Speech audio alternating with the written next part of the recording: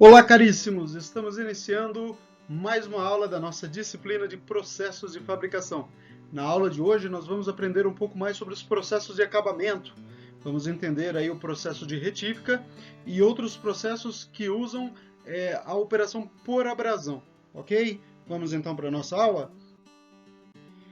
Iniciando então entendendo um pouco mais sobre o processo aí que nós podemos denominar de abrasão, ok? Nós temos aí na maioria dos processos de usinagem o processo realizado por corte, ok? Onde o material é extraído através de uma cunha, ok? E no processo de abrasão, esse processo se dá de forma diferente. O material também é extraído, também há geração de cavaco, mas essa geração de cavacos é feita pelo atrito, ok? Então, essa geração de cavaco ela se dá pelo atrito do material com um material que seja de maior dureza.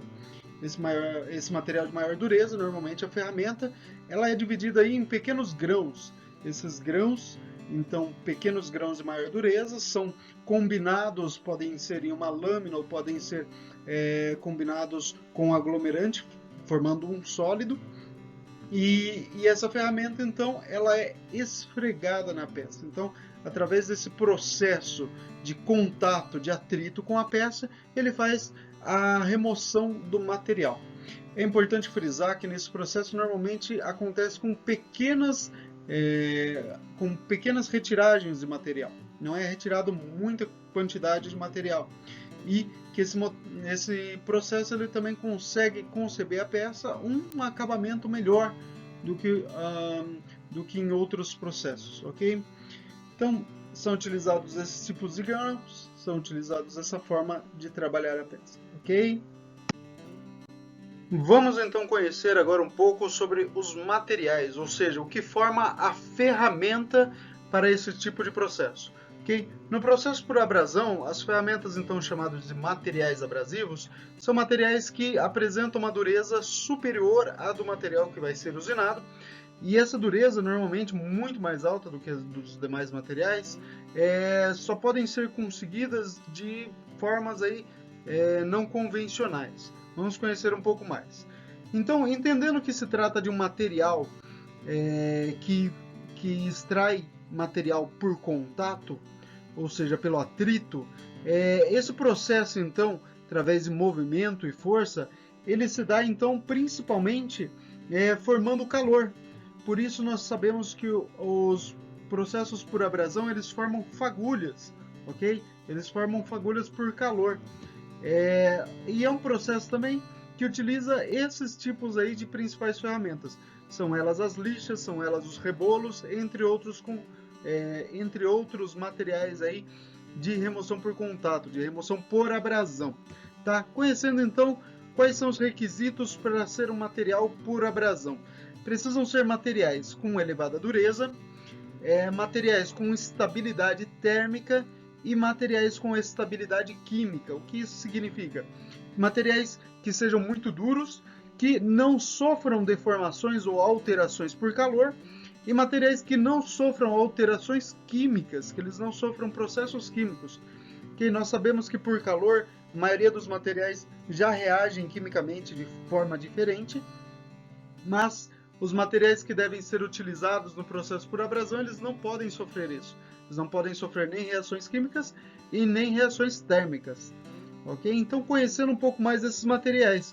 Normalmente, esses materiais eles podem ser obtidos de duas formas. Eles podem vir pela forma natural ou pela forma sintética. Pela forma natural, ele é conhecido. Os materiais mais conhecidos são o quartzo, o esmeril, a granada e o diamante natural. Ou seja, são todos materiais encontrados então de forma natural, mas materiais que eles cumprem aqueles primeiros requisitos. Ou seja, são materiais aí com elevada dureza, materiais com estabilidade térmica e materiais com estabilidade química. Exatamente por isso eles são encontrados na natureza. Materiais encontrados na natureza já têm essa estabilidade química. Normalmente são materiais que, pela sua formação química, eles já não vão sofrer grandes reações, ok? E materiais exatamente que, por ter uma dureza mais elevada, eles também têm uma estabilidade térmica. porque eles são encontrados dessa forma na natureza. Os sintéticos são o corindum, o diamante sintético nesse caso, o nitreto de boro cúbico, né, conhecido pela sigla CBN, e os carbonetos, ok? Dentre esses materiais aí, é preciso entender como então que eles podem ser separados, como que eles podem ser então utilizados.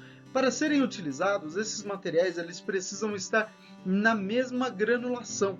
Esses materiais dificilmente são utilizados na sua forma maior, em formas de pedras grandes, eles não são utilizados. Então eles são separados em pequenos grãos, e esses pequenos grãos são separados conforme a sua granulometria, ou seja, conforme a medição desse grão. Então os grãos são separados na granulometria, que pode ser ou por centímetro quadrado ou por polegada quadrada, tá bom? Então são separados em forma de peneira, ok? Utilizando o peneiramento. Pelo peneiramento, então, é separado os materiais que eles passam num peneiramento, onde você conta a quantidade de espaços, né, de buracos onde passarão os materiais por centímetro quadrado ou por polegada quadrada, certo? Então, um material com grano 60 é um material que ele tem um tamanho de grão que passa em 60 espaços por polegada quadrada. Ou seja, se você dividir uma polegada ao quadrado, e se você fizer o cálculo de raiz quadrada de uma polegada e dela tirar 60, você vai ter noção de qual que é a dimensão que vai ser o grão, ok? Então é assim que se faz o cálculo de grão. Você tem a quantidade de espaços por polegada ao quadrado. Isso daqui você pode ver nessa imagem que estará sendo mostrada aqui. Inicialmente você vê aqui os materiais em grãos, certo? Os diversos tipos de materiais aí que podem ser encontrados. Você encontra o quartzo, você tem o esmeril. O quartzo normalmente é aquele mais claro, o esmeril, a granada é esse mais escuro, ok? Dentre todos esses materiais aí, então você pode ver nessa imagem aí. Vamos agora entender como que se dá o processo por abrasão. Como que, através do atrito, do contato do material, é possível fazer essa realização da extração de material. Entendeu?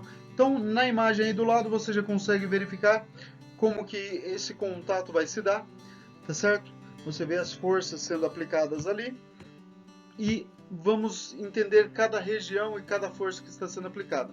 Inicialmente você vê ali a primeira região, que é a região onde se inicia o atrito. Por essa região aí, é a região onde ela tem uma deformação elástica. Deformação elástica é aquela deformação pela qual o material ela sofre uma deformação devido ao esforço, mas que quando o esforço é retirado, o material consegue voltar ao seu estado natural, tá bom? Então nessa região aí não é retirado o material, tá? Existe o atrito do grão com a peça, com o material, mas não é retirado material, tá? Na região 2, você já vê uma deformação elástica e plástica. Então vai ter o atrito do grão com o material, e esse atrito aí ele passa a ser interno também no material, do material com o próprio material, ok? Isso faz com que exista então essa deformação plástica, ou seja, o material começa a sofrer uma deformação a qual ele não voltará atrás, certo? E na qual na região 3 você já vê a remoção do material propriamente, ou seja, o material sendo extraído da peça, ele não está sendo simplesmente deformado, ele não está sempre sendo simplesmente movido mais para o interior da peça, ele começa a ser extraído do material, e isso acontece durante toda a região 3. É na região 3 também que você vai ver ali principalmente essa espessura de usinagem, né? Ou seja, o quanto que está sendo extraído de material, ou quanto o material está sendo deformado em si, né? Nós vemos também a espessura de corte efetiva, ou seja, quanto realmente o material saiu, não só o que foi deformado, quanto realmente saiu, certo? E finalmente aí, durante todo esse espaço da região 2 e 3, você vai ver essa penetração da ferramenta no material, onde ele inicia por uma penetração só realizando uma deformação e posteriormente fazendo a remoção do material, certo? Isso forma também uma certa rebarba, tá certo? E nisso você tem aí a velocidade de extração desse material, né? Com que velocidade que esse material vai ser lançado. E isso é determinado pela velocidade com que a ferramenta entra na peça e a força com que essa ferramenta está trabalhando na peça, certo? Tanto a força tangencial, ou seja, essa força TS, quanto a força de penetração, ou seja, essa força NS. Ok?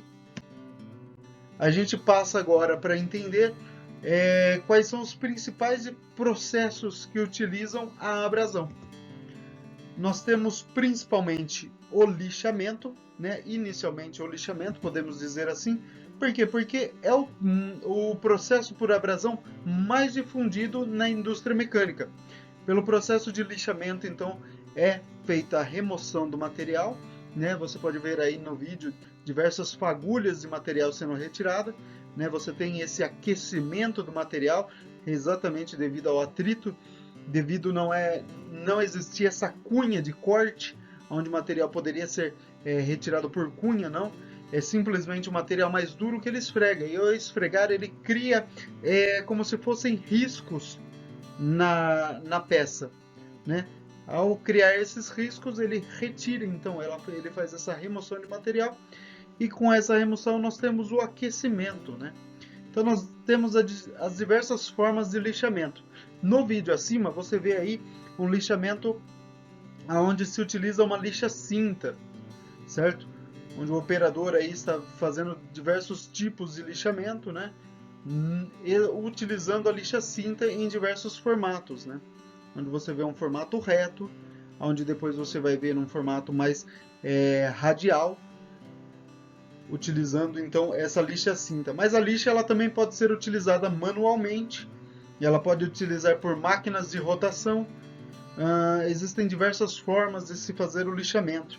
Inclusive ele pode ser feito naquelas máquinas que nós já vimos nos processos anteriores, como por exemplo no torno. Ok? Nós temos então o processo de jateamento. O que é o processo de jateamento? No processo de jateamento, o grão, o material abrasivo, ele não está preso em nenhuma outra película ou preso consigo mesmo, como acontece nos rebolos, tá?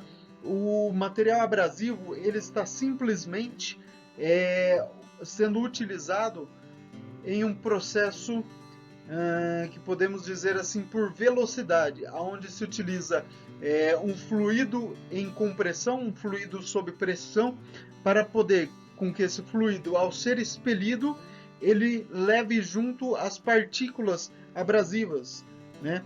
Então, normalmente utilizado com esferas de vidro, o jateamento é realizado aí para fazer pequenas remoções sobre o material, né? Então é preciso levar em consideração aí que o processo de jateamento ele utiliza desse movimento, desse movimento do fluido com o qual ele está sendo empregado.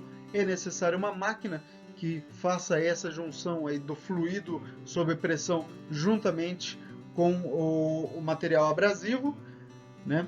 E nesse maquinário, então, o fluido ele pode ser tanto o ar sob pressão, como ele pode ser um fluido líquido, tá bom? A superfície, então, ela vai formar pequenas crateras, e é dessas crateras que são realizadas, então, essa remoção do material, nessas micro crateras realizadas através do jateamento, através do impacto do material abrasivo com a peça, ok? Nós vemos, então, agora o processo de tamboreamento. No processo de tamboreamento, a peça ela é colocada com diversos materiais abrasivos, que podem variar na sua granulação. Podem ser grandes materiais abrasivos, como é nesse caso que vocês estão vendo aí no vídeo, como podem ser pequenos materiais abrasivos, fazendo então assim um processo com uma rugosidade mais fina, ok? Mas mesmo no processo utilizando abrasivos maiores, o processo de tamporeamento consegue dar assim um bom acabamento ao material, ok? É importante aí verificar que está sendo utilizado líquido refrigerante, né? Um líquido que auxilia aí durante o processo. E agora vamos ver o processo de brunimento. No processo de brunimento, o material abrasivo ele é colocado em uma superfície, em diversas superfícies que estarão em contato radial com a peça. Essas superfícies então eles permanecerão em atrito, sendo que esse atrito ele acontece tanto devido à velocidade de rotação, quanto devido à velocidade com que o material é penetrado, com que esse material entra em contato com a peça nesse processo aí de penetração. Tá? Nisso acontece o brunimento.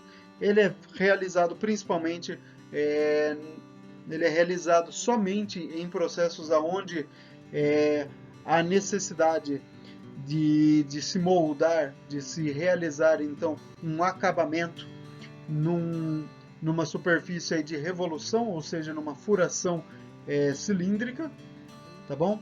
E nesse processo de brunimento você consegue então excelentes superfícies aí, excelentes rugosidades nessas superfícies, tá bom? Vamos agora para o processo de retificação, que é o processo que nós veremos um pouco mais à frente, mas já aí passando, ele é um processo pelo qual utiliza-se um rebolo, ou seja, um material abrasivo que ele é preso por aglomeração aí utilizando um aglomerante aí para formar esse cilindro, que nesse cilindro então há um processo de rotação tanto da peça quanto do material de abrasão, e ao ter o contato desses, então você tem esse atrito com que faz com que o material ele dê esse acabamento superficial aí à peça, tá?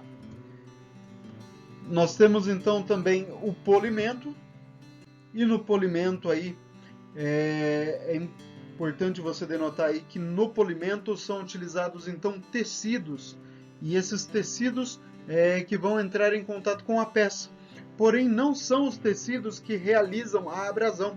Nesse tecido é passada uma pedra, você pode ver essa pedra aí sendo passada inicialmente, antes de ser colocada a peça. E quando se passa essa pedra ela tem então pequenas partículas abrasivas, ok? Essas partículas são minúsculas, são de uma granulometria muito fina, e quando ela é colocada então no tecido, depois é utilizado o movimento desse tecido, essa rotação muito alta desse tecido, para conseguir então fazer um acabamento bem fino na peça metálica, certo? Então essa rotação, que é uma alta rotação desse tecido aí, faz com que exista um acabamento muito fino na peça metálica, tá? Finalmente nós temos a lapidação.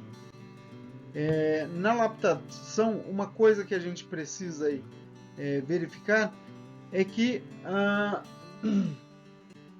a peça, os materiais, a lapidação é feita a extração do material através do próprio peso do material, tá? As peças elas não são fixadas, ou seja, elas não são presas para que exista então o atrito. O atrito é utilizado simplesmente pela gravidade, ou seja, pelo peso da peça em contato com o material abrasivo, certo? E essa usinagem aí, ela consegue conceber aí uma tolerância muito fina com a peça, ok? Ela consegue aí com tanto uma rugosidade muito fina quanto uma tolerância. e ele faz com que seja um processo, ao mesmo tempo, exatamente por utilizar a gravidade, por não existir muita pressão, faz com que seja um processo aí com um tempo muito longo, ao mesmo tempo que o contato aí é muito curto com a peça, não fazendo com que exista aquecimento.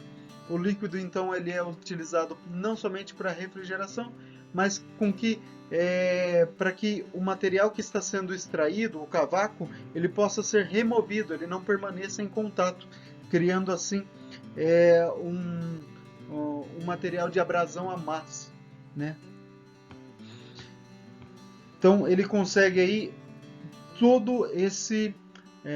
todo esse contato aí muito fino, ele consegue essa rugosidade muito fina com a peça. E aqui agora nós vamos entender um pouco mais como que se dá o processo de retificação.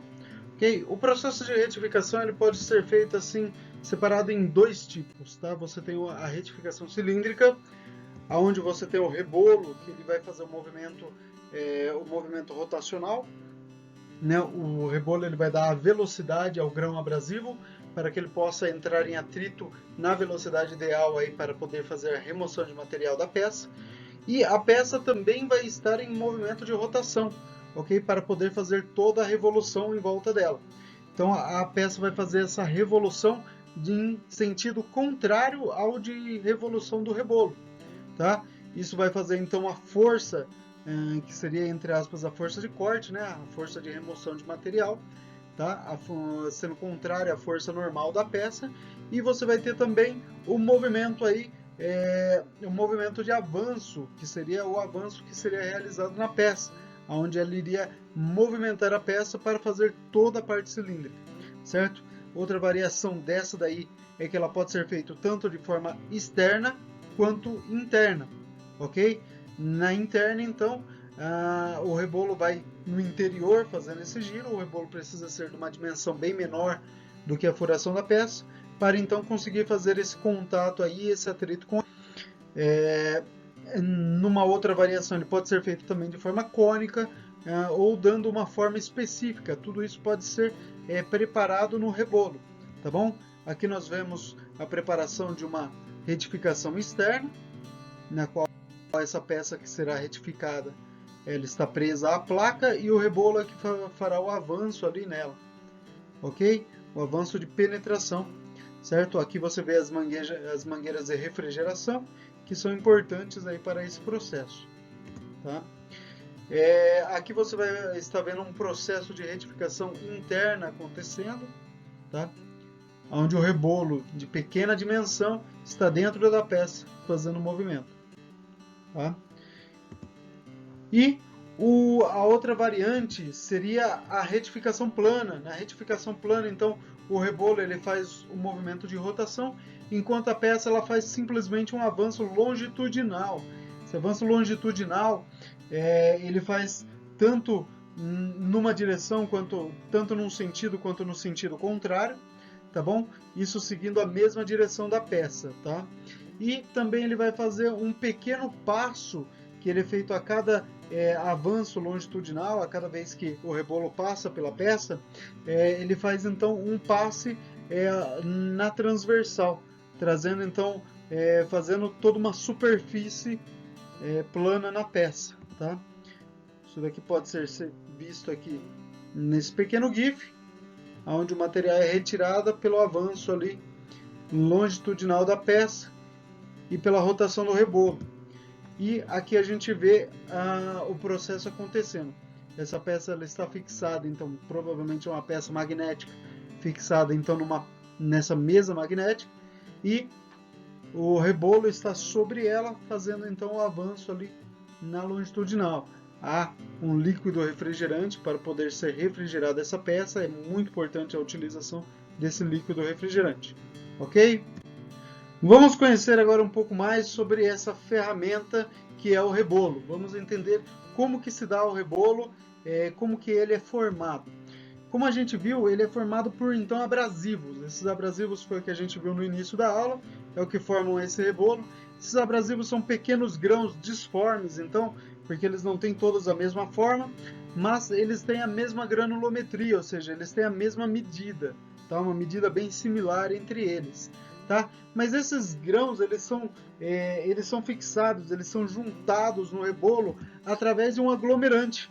Esse aglomerante, que pode ser de diversos tipos, ele serve então para fixar esse rebolo. Ele vai formando pequenas pontes entre o rebolo. Essas pontes aí que montam, as pontes são entre um grão abrasivo e outro, são o que fixam esse grão ligado ao outro, tá bom? Esses aglomerantes, então, eles têm a função de manter esses grãos ligados. Eles podem ser tanto orgânicos quanto inorgânicos e eles devem ser suficientemente resistentes para poder manter o grão no local, mas também eles podem sofrer aí o grão pode ser então solto de alguma forma devido à força de atrito, tá? Qual esse aglomerante é normal ele ter essa suficiência na resistência. Ele não precisa ser tão resistente a ponto de manter o grão fixado, mesmo ele sofrendo qualquer tipo de força. Mas ele precisa resistir pelo menos a um pouco de força nesse grão, tá? Ele deve então formar aí essas pontes que mantêm esses grãos fixados uns aos outros. Ele deve ter então uma energia de ligação que deve ser grande o suficiente para manter essas pontes, tá bom? E quando você junta então esses grãos abrasivos com os aglomerantes, você vai ter a ferramenta que é o rebolo. O rebolo ele é inteiro formado simplesmente por abrasivos, por grãos abrasivos e pelo aglomerante, certo? Esse rebolo então, formado por esses grãos, ele forma essas pequenas pontes aí que você pode ver nessa imagem. Nessa imagem você tem os grãos disformes, que eles não são todos idênticos, e tem essas formações de pontes aí, certo? Essas pontes então são o que fixam. É importante lembrar que é preciso também ter um certo espaço entre o aglomerante, entre um aglomerante e outro, entre um grão e outro. Esses espaços então eles são chamados de porosidade, e essa porosidade ela é requerida no rebolo. É preciso ter uma porosidade. Ela pode ser maior ou ela pode ser menor no rebolo, ok? E aqui nós vemos então a classificação de um rebolo feito por um fornecedor desta ferramenta, certo? A primeira coisa que a gente precisa denotar ali é que ele coloca as medidas do rebolo. Então o rebolo ele é formado pelo diâmetro, que é o diâmetro externo, ok? Ele tem a altura, que é a espessura desse rebolo, e você vai ter no fim o diâmetro do furo pelo qual será fixado o rebolo, ok? Esse rebolo então ele tem o tipo de grão que o compõe, ok? Nesse fabricante aqui a gente vê o óxido de alumínio, o óxido de alumínio branco. Nós vemos também a soma de ambos, ok? Nós temos também o óxido de alumínio rubino, o carbureto verde, tá bom? E também nós temos a soma desse com o óxido de alumínio, ok? E são esses tipos de grãos. Conforme você tem essa variação de grãos, ou a mistura deles, você vai ter também a variação de dureza no rebolo. Então você tem a dureza que ela é mole, que ela vai da letra F até a letra J nessa classificação. Você tem o rebolo de dureza média, que vai da letra K até a letra O. Você tem o rebolo de dureza um pouco mais duro, que vai da letra P até a letra S. E depois, finalmente, o rebolo muito duro, que é a classificação da letra T até a letra Z, ok? Aqui nós temos também o tamanho do grão. O tamanho do grão é importante porque ele vai dar a abrasão aí do rebolo. Então você tem os rebolos muito grossos, onde ele tem uma granulometria que vai de 8 a 24. Lembrando que quanto menor o tamanho do grão, ou seja, quanto menor a granulometria, maior será o tamanho do grão. Entendem? Como a gente já viu ali nos primeiros slides. Tá? Você vai ter então os rebolos de média granulometria, que vai de 30 até 80, os rebolos de fina granulometria, que vai de 100 a 280, e depois os rebolos ultra finos, que eles têm de 320 a 1200. Lembrando que essa medida aí são de 320 a 1200 espaços da peneira, tá? Espaços da peneira por centímetro quadrado, por polegada ao quadrado, no caso desse fabricante aqui. Tá? E nós temos depois a porosidade, como eu falei, a porosidade é importante para o rebolo, ela pode ser mais densa, ou seja, você ter mais aglomerante, mais densidade de material, que vai de 4 a 6, você tem a média densidade ali que vai de 7 a 9, e você tem uma porosidade mais aberta, um rebolo com muito mais poroso, e isso quer dizer que ele vai ter menos aglomerante e vai soltar o grão de certa forma mais fácil, mas ao mesmo tempo não vai prender cavaco, tá bom? Que ele vai de 12 até 15 de porosidade, tá? E daí você tem os tipos de aglomerante utilizados. Para esse fabricante aqui, ele utiliza esses aglomerantes aqui, que são os vitrificados, os resinoides, borracha ou a magnésia, tá? Esses são os aglomerantes aqui utilizados. Alguns deles a gente consegue aqui conceber como orgânicos e alguns outros como inorgânicos, ok? Então aqui a gente entende a nossa ferramenta, como que o rebolo ele pode ser utilizado no processo de retificação. Passando então aqui para o processo de retificação propriamente, entendendo um pouco mais aí da ferramenta nesse processo.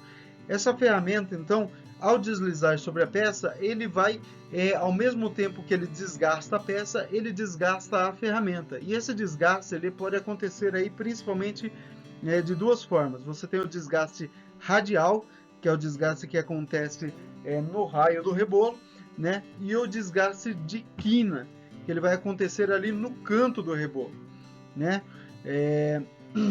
Então esses desgastes eles se dão são desgastes térmicos que acontecem tanto no grão quanto no ligante, ok? Ele pode ser também uma oxidação e difusão, tá? Ele pode ser uma abrasão e quebra do grão, ok? Então você tem a retirada total do grão que ela pode acontecer, e você tem a quebra do grão, quando o grão ele se quebra, mas ele não se desliga do rebolo, certo? Você tem fissuras e deslascamentos e lascamentos que acontecem pela fadiga, pelo muito uso do rebolo, ok? E você também tem a ruptura que acontece do rebolo. No caso desse, você tem a perca da ferramenta, tá bom?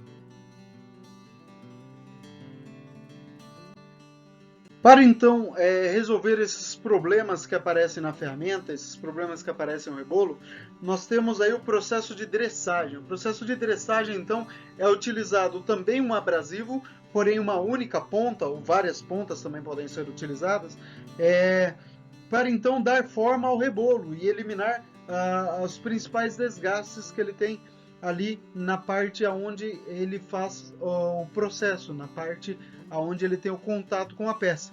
Esse processo de dressagem, então, deve ser utilizado um material de maior dureza do que a dureza do rebolo, ok? Normalmente é utilizado uma ponta de diamante, em todos os casos, mesmo no caso de materiais menos duros, mas principalmente no caso de materiais mais duros, ok? Essa ponta de diamante, então, ela vai retirar os grãos que estão mais ali na ponta, mas dando então forma ao rebolo, ok? Essa dressagem ela pode ser feita tanto na face do rebolo, quanto pode ser feita na sua lateral, quanto finalmente pode estar sendo realizado na sua quina, né? Dando um formato de raio ou um formato de chanfro ali nessa dressagem.